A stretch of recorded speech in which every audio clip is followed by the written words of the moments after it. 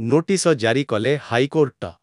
ନିର୍ବାଚନ ରେ ଅନିୟମିତତା ଅଭିଯୋଗରେ ଦାୟର ମାମଲାର ଶୁଣାଣି କରି ହାଇକୋର୍ଟ ଦୁଇ ବିଧାୟକଙ୍କୁ ଗୁରୁବାର ନୋଟିସ ଜାରି କରିଛନ୍ତି। 2024 ନିର୍ବାଚନରେ ଅନିୟମିତତା କାରଣରୁ ଏହି କୋର୍ଟ ନୋଟିସ ଜାରି କରିଛନ୍ତି।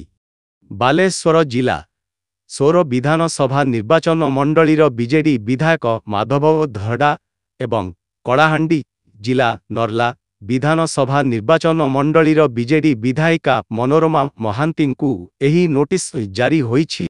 ଉଭୟଙ୍କ ବିରୋଧରେ ରୁଜୁ ହୋଇଥିବା ନିର୍ବାଚନୀ ଅନିୟମିତତା ମାମଲାରେ ନିଜର ପକ୍ଷ ରଖିବା ପାଇଁ ହାଇକୋର୍ଟଙ୍କ ଆଦେଶ ରହିଛି। ସୂଚନା ଅନୁସାରେ ସୋର ନିର୍ବାଚନ ମଣ୍ଡଳୀର ପରାଜିତ ଭାଜପା ପ୍ରାର୍ଥୀ ପର୍ଶୁରାମ ଧଡ଼ା ହାଇକୋର୍ଟରେ ମାମଲା ରୁଜୁ କରିଥିଲେ। ଏହି ନିର୍ବାଚନ ମଣ୍ଡଳୀର ବିଜୟୀ ବିଜେଡି ପ୍ରାର୍ଥୀ ମାଧବ ଧଡ଼ା ତାଙ୍କ ସତ୍ୟପାଠରେ ଭୁଲ ତଥ୍ୟ ପ୍ରଦାନ କରିଛନ୍ତି। ବିଧାୟକଙ୍କ ନାମରେ ଥିବା ଆପରାଧିକ ମାମଲା ଓ ସରକାରୀ ଦେୟ ଅନାଦାୟ ଥିବା ସେ ସତ୍ୟପାଠରେ ଦର୍ଶାଇ ନାହାନ୍ତି। ନିଜର ତଥ୍ୟ ସେ ଲୁଚାଇଛନ୍ତି, ଯାହାକି ନିର୍ବାଚନ ଆଚରଣ ବିଧି ଉଲ୍ଲଂଘନ କରୁଛି ବୋଲି ଆବେଦନକାରୀ ପିଟିସନରେ ଦର୍ଶାଇଛନ୍ତି। ଚଳିତ ନିର୍ବାଚନରେ ସୋର ନିର୍ବାଚନ ମଣ୍ଡଳୀରୁ ପର୍ଶୁରାମ 62,840 ଖଣ୍ଡ ଓ ମାଧବ 63,642 ଖଣ୍ଡ ଭୋଟ ପାଇଥିଲେ। ଆସନ୍ତା ସେପ୍ଟେମ୍ବର 12ରେ ମାମଲାର ପରବର୍ତ୍ତୀ ଶୁଣାଣି ହେବ।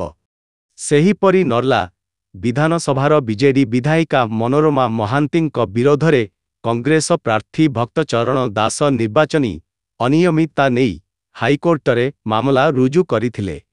ନିର୍ବାଚନୀ ସତ୍ୟପାଠରେ ମନୋରମା ନିଜ ବୟସ ଓ ଶିକ୍ଷାଗତ ଯୋଗ୍ୟତା ଠିକ୍ ଭାବେ ଦର୍ଶାଇ ନାହାନ୍ତି। ଏଥିସହ ଆହୁରି କେତେକ ତଥ୍ୟ ମଧ୍ୟ ସେ ଲୁଚାଇଛନ୍ତି, ଯାହା ନିର୍ବାଚନ ଆଚରଣ ବିଧି ଉଲ୍ଲଂଘନ କରୁଛି ବୋଲି ଆବେଦନକାରୀ ଦର୍ଶାଇଥିଲେ। ଆସନ୍ତା ସେପ୍ଟେମ୍ବର 5ରେ ମାମଲାର ପରବର୍ତ୍ତୀ ଶୁଣାଣି ହେବ।